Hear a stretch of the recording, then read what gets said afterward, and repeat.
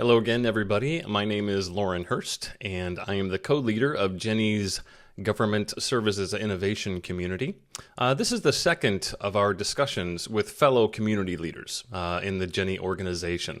And today we are speaking with Dr. Amna Ali Farhat, and she is the co-leader of the Sustainability and Climate Innovation Community. And I wanted to ask her a little bit more about the role of education and science literacy in innovation. Take a look. And, first of all, I wanted to ask you, how did you get into the climate and sustainability space? I mean, what are your personal reasons for doing that, and what do you find fascinating about it? It actually takes me back to the very beginning of how I see into the climate and sustainability innovation space wasn't planned. It was discovered. I started from a simple observation that gradually turned into a calling. The realization that our way of living, producing, and consuming had become faster than our ability to truly connect with nature, with others, and even with ourselves. So, what really drew me to dedicate my work to this field was the conviction that innovation is not just about invention, it's about imagination.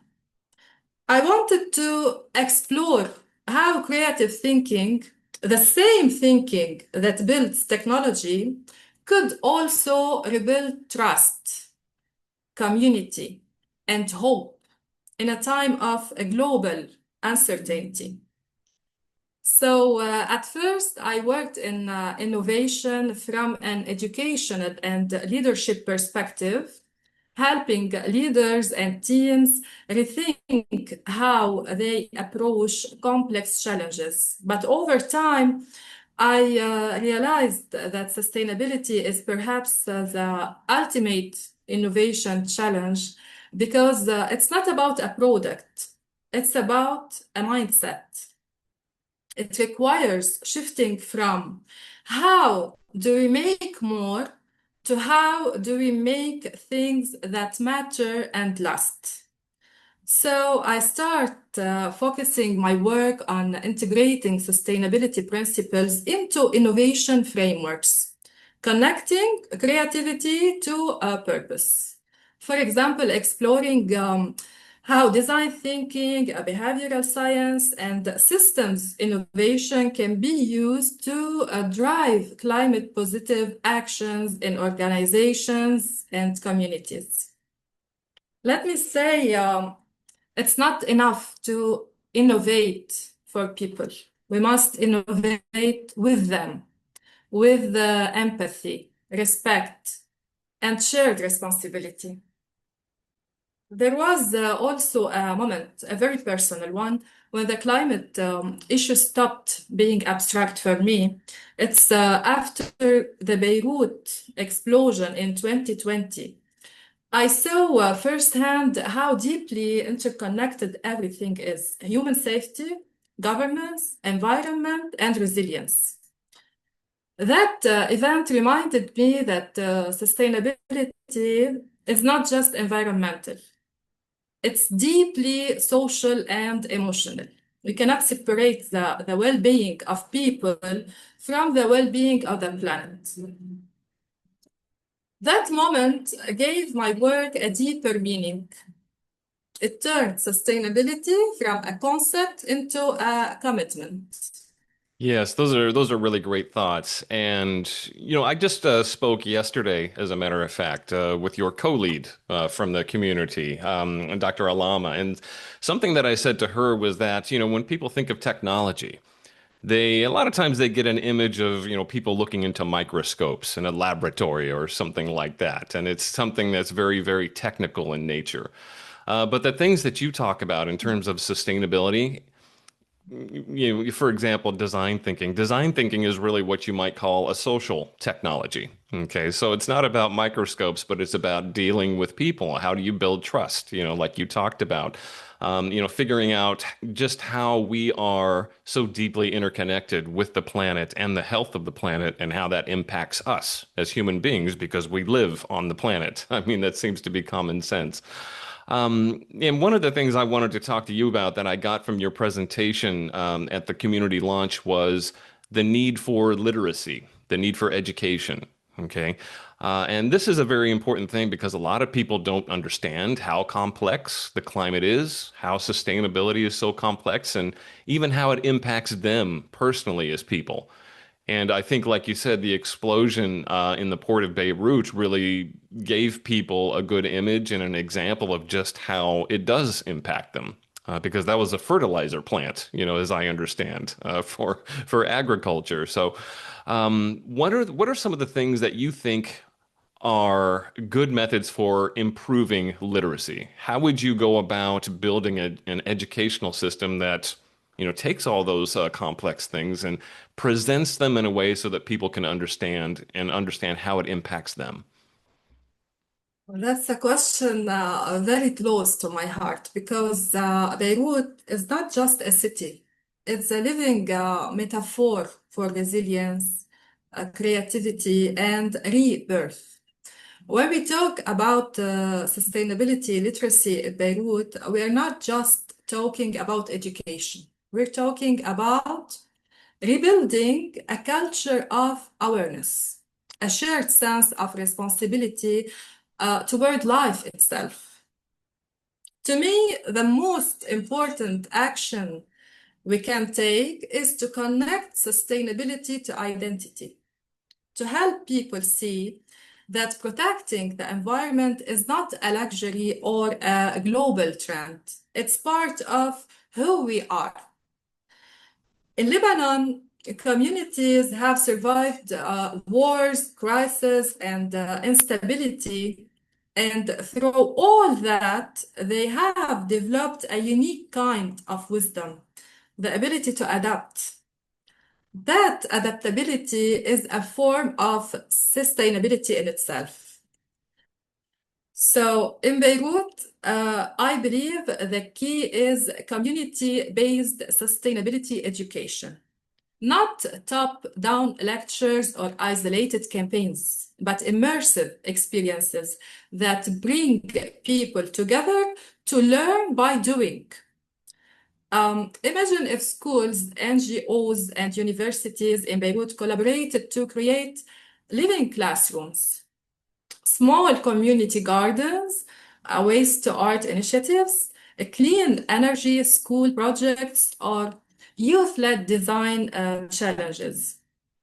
When a student plants a tree, reuses materials, or designs a solution that benefits their neighborhood, they don't just learn sustainability, they live it. Another powerful action is to integrate sustainability storytelling into the media and art scene. Beirut has always been a city of storytellers, artists, poets, musicians, because in a place where people are already struggling with economic and social pressure, messages of sustainability need to inspire hope, not guilt. And when education becomes participatory rather than passive. Our grandparents often practiced sustainability naturally, repairing, reusing, conserving. So by reconnecting with that ancestral wisdom and merging it with modern innovation, we can design a truly Lebanese model of sustainability literacy, one that's rooted in both a tradition and transformation. Let's not forget digital literacy. With the rise of misinformation and eco-fatigue online, young people especially need tools to distinguish between real sustainable solutions and greenwashing. So part of our work must include empowering them to think critically, to question, and to co-create. If I had to summarize it in one sentence, I would say to improve sustainability literacy in Beirut, we must turn learning into belonging. Because once people feel they belong to the solution, the learning becomes contagious. When you speak about how we do education, one of the things that I've been looking a lot at lately is the concept of project-based learning. With project-based learning, it's not just about the information, like you said. This is about relationship building, about critical thinking, about how do you deal with people with different viewpoints and come to a consensus and build relationships. And that's really the ultimate value that you take from those types of educational systems. One last question I have for you is that in your presentation, there was a slide that I saw that talks about transformative curricula. Now, what does that mean to you? What makes curricula transformative in your view? When we talk about transformative curricula, we are really talking about a shift in purpose from teaching for knowledge to teaching for change. Traditional curricula focus on what students need to know. Transformative curricula focus on who they need to become. It invites learners to question, to imagine, to collaborate, and to connect knowledge with action. It moves beyond memorization into meaning, beyond answers into awareness. Let me put it simply. It's not about producing graduates. It's about nurturing change makers. They require systems thinking. So instead of teaching sustainability as a single chapter in environmental studies, we weave it through literature, technology, economics, and even art. That way, students begin to see patterns, not just subjects.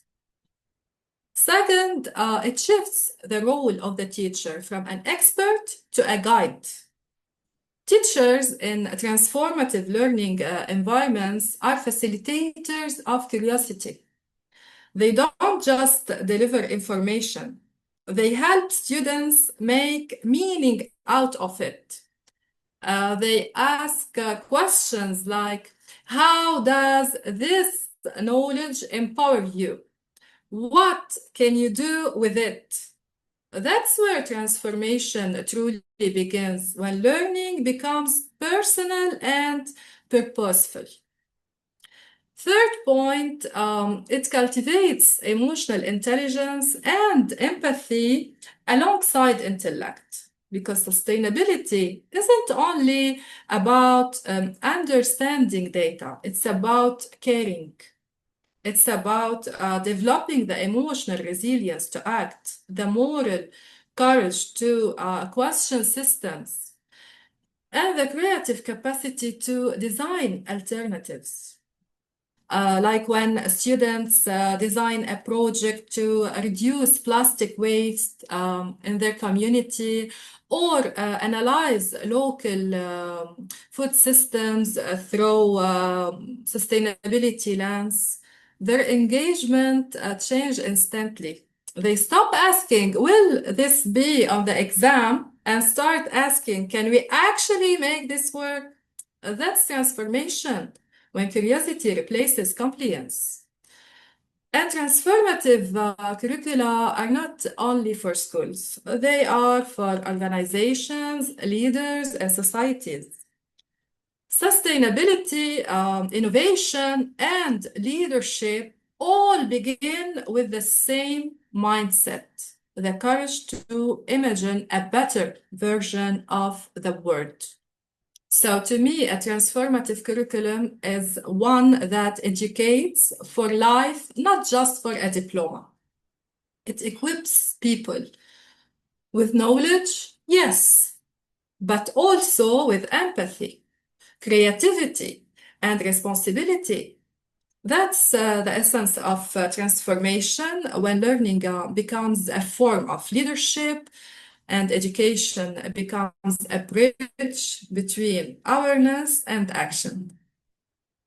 That's right. I think that's a great thought to end on because, as you're saying, one of the most important things we can do is continually teach ourselves and evolve resilience, and actually give ourselves the tools that we need to continually push forward because the technology changes so rapidly these days.